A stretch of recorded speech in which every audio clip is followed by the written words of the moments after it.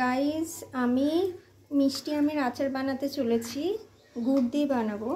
আমি হলুদ দিয়ে আমটাকে মাখিয়ে রেখেছিলাম, রেখে একটু রোদে শুকিয়ে নিয়েছি হালকা একদিন। আর এদিকে কড়াইতে আমি 5 ফোড়ন, মৌরি আর শুকনো লঙ্কা ফোড়ন দিয়েছি। সর্ষের তেল দিয়ে একটু হালকা ভাজা ভাজা করে নিয়েছি। এবার আমি এতে আমটা দিয়ে একটু ভাজা ভাজা করব। আমি আমটা দিয়ে দিয়েছি। এবার একটু আমি ভাজা ভাজা করে নেব। আমার ভীষণ ভালো লাগে টক মিষ্টি আচার। এর আগে আমি আমের একটা ঝাল আচার বানিয়েছি। এর মধ্যে আমি সামান্য নুন অ্যাড করে নেব।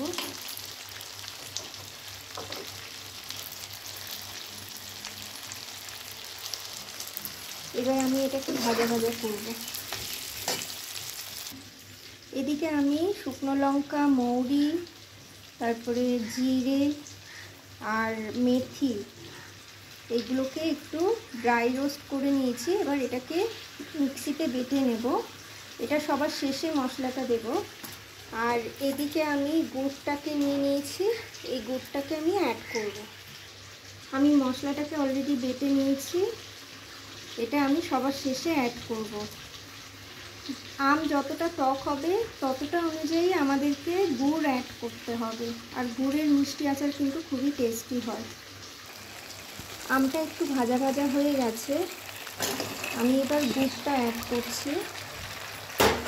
এবার এটাকে কিছুক্ষণ ভালো করে মাখিয়ে নেব। গুড়টা গলে যাবে, আমের সঙ্গে পুরো মিশে যাবে। দেখো গাইস, গুড়টা অনেকটা গলে এসছে। আচারটা আমার হচ্ছে, কালারটা দেখো কতটা সুন্দর। আমি অলরেডি আমে হলুদ মাখিয়ে রেখেছিলাম বলে আর হলুদ অ্যাড করলাম না। দেখো,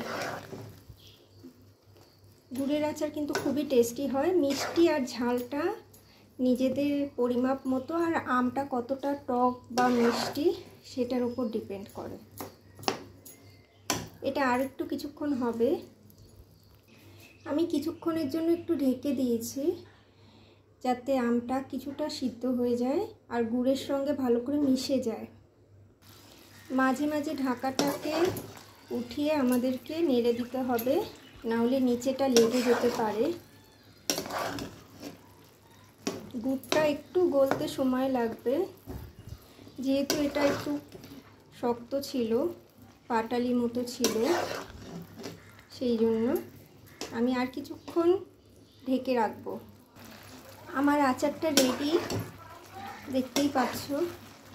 আমটাও গলে গেছে, পুরোপুরি গলবে না কিন্তু একটু হালকা গলে যাবে। এটা বেশি রোদ্দুরে দেওয়ারও দরকার পড়ে না, 1 বছর অবধি সংরক্ষণ করা যায়। আর এটা সব কিছুর সঙ্গে খুবই টেস্টি লাগে, ডালের সঙ্গেও খাওয়া যায়।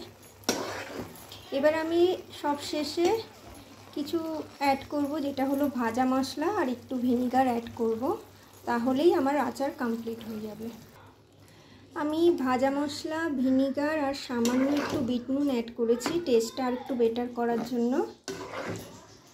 তো আমার অলরেডি আচার রেডি, তোমরা দেখতেই পাচ্ছ কত সুন্দর কালার এসছে। এটা ঠান্ডা হলে আমি একটা কাচের পরিষ্কার বয়ামে তুলে রাখবো। এটা অনেক দিন অবধি স্টোর করে রাখা যেতে পারে। Thank you for watching guys.